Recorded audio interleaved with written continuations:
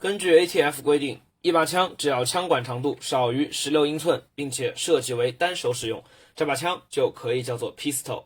如果依照这条规定来看的话，这是一把手枪，这也是一把手枪，当然，这还是一把手枪。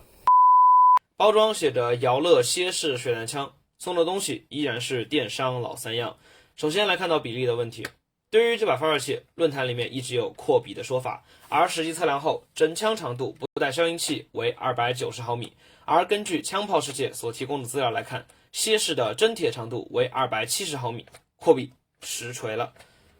如果只是比例不对的话，倒还可以接受，毕竟是玩具，要给波箱腾出位置，但这个发射器的细节就真的不敢恭维了。除了扳机和右侧的 AR 式弹匣释放钮以外，发射器没有任何可动部件，诡异而缩比的陈海鬼遍布发射器全身，快门机锁死在全自动，而控制发射器的开关则处于发射器尾部。这难道是师从择业吗？原厂的金属托可算是亮点之一了，手感优秀，折叠流利，比例正确，正好抵肩。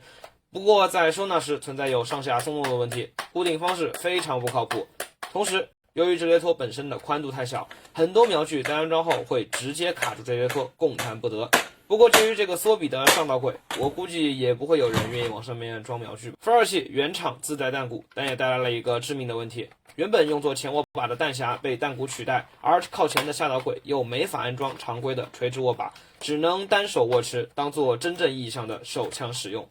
波箱采用了280波箱，内管几乎没有，就不要想着插上旋了。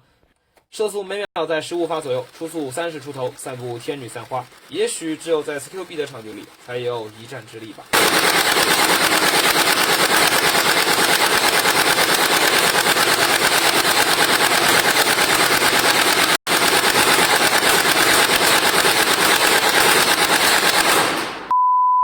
顺带一提，原厂送的电池非常鬼畜，只能使用原厂送的充电器充电，这点必须要注意。